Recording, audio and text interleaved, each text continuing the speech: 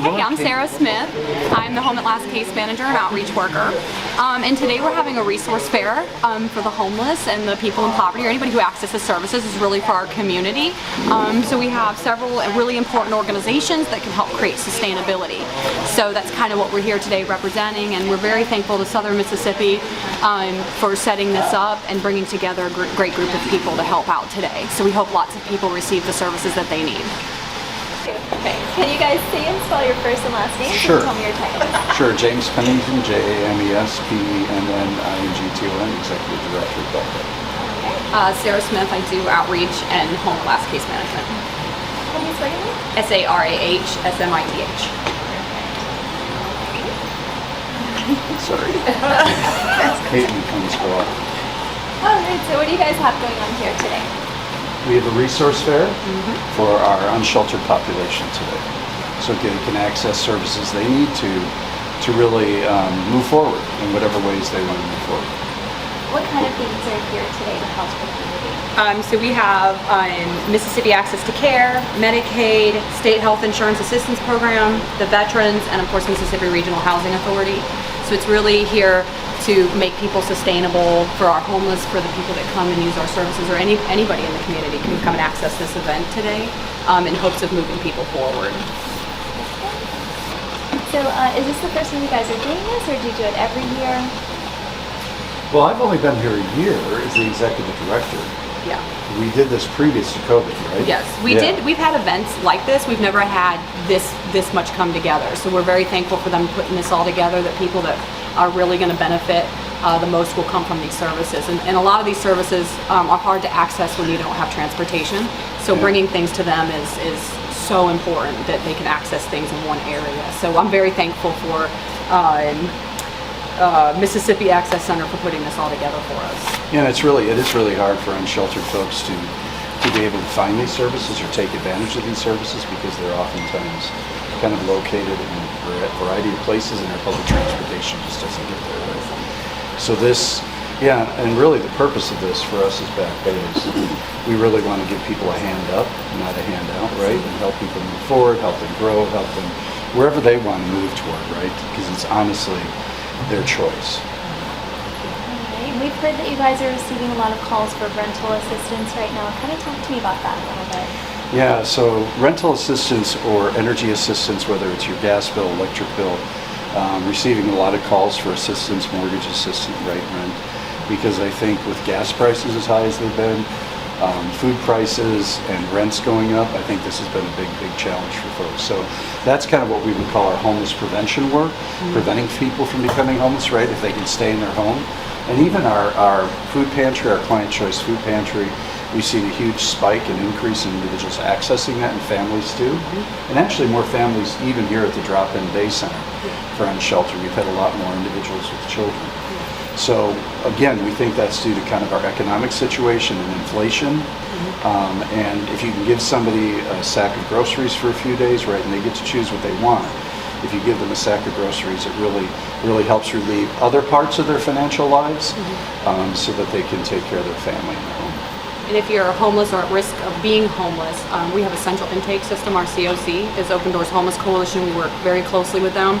And you would call them initially and make that contact. And their number is 228-604-2048. And they're kind of the first stop in trying to prevent homelessness, or if you are homeless, to seek shelter or housing opportunities. And Sarah's our Home at Last case manager, and that means she goes out to places where homeless or unsheltered people gather. Or sleep, if that's the beach, bridges. We're finding that not as many folks are in the woods as used to be in the past here. And then she also helps people get housed, right? And helps them overcome some of the barriers to housing and to getting housed. And then offers them ongoing support so they can stay housed and remain housed. And what does it mean to you guys to be able to help the community this way? Wow, it's an incredible opportunity and an incredible opportunity to do this kind of work, because you know that you're helping people move forward. Sometimes it's just inch by inch, right? But you get to be a part of the lives of people that are the most marginalized. I think in how we understand homelessness. We see homeless people, but we don't see them.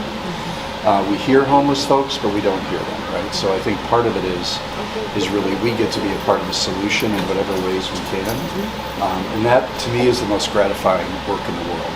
And I know you feel the same way. Yeah. Breaking down those narratives, creating opportunities for conversations in the community about what homeless is and what it isn't, and being a voice and a gap for them in the community. So I think what we're doing is bridging gaps. Standing in the gap. Yeah, most of us live and work in this community, and we want to see the best for the homeless. How do we work with businesses so that this isn't a frustration for them in the city? So how do we work together and partner to create meaningful change that's good for everybody? So it's important. Yeah, it is. And for example, I was just up in Hattiesburg talking to public health individuals who work in public health and work at the Mississippi Department of Health.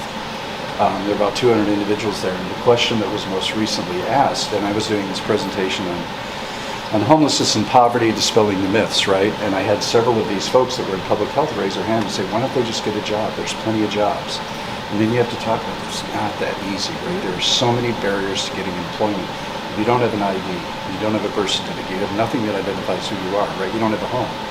So that's why here we offer showers, we offer clothing, help with how do you interview, how do you do a resume, so it's just not simple, and we get to be a part of really not so much helping people. I think that sounds kind of demeaning, but walking beside people, sometimes walking behind them and just encouraging them in the journey. Yeah. We're here to give hope back to a lot of people that have not a lot of hope left. So, and some of their stories are very tragic and sad, and homelessness isn't poverty. Something happened to create this homelessness. There's a lot of people in poverty that aren't homeless, so it's addressing the systemic issues and what really is creating homelessness, not just in Mississippi, but across the U.S. So with numbers rising, we want to get to the root cause and start to address those issues so that we can make changes that are going to be lasting for the people here. So mental health, alcohol and drug addiction, tragedies in their lives, deaths of family members, wives, children. So some of them have very tragic stories, and I just think trauma. Yeah, I encourage people to talk to them and get to know their stories. And there are people that have PhDs on the streets. So it's not what you really expect. And that's why with all these folks here today, it really reminds us it takes a village to create systemic change, to change the system and change the challenges in our own society where we put up barriers, right? It takes a village like this to create that change. All right, perfect. Anything else you guys want to add? Be the change. Be the change. Be the change. Like Gandhi said, be the change you want to see in the world, right? So get involved, come down and volunteer. We have a lot of volunteer opportunities, so yeah, be the change in the world. That's really critical. Go back to that song, the revolution will not be televised. That's right. It starts inside. Exactly, right? Yeah. It's about, we feel our theme for our 100th-year anniversary is making good trouble, as a nod to John Lewis, because Back Bay for 100 years has been making good trouble. We just encourage people to make good trouble to dismantle the systems in place that keep people in their poverty, right, and homelessness. So. Thank you. Thank you. All right. Thanks, Never put Amber. us together. We can chat. All right.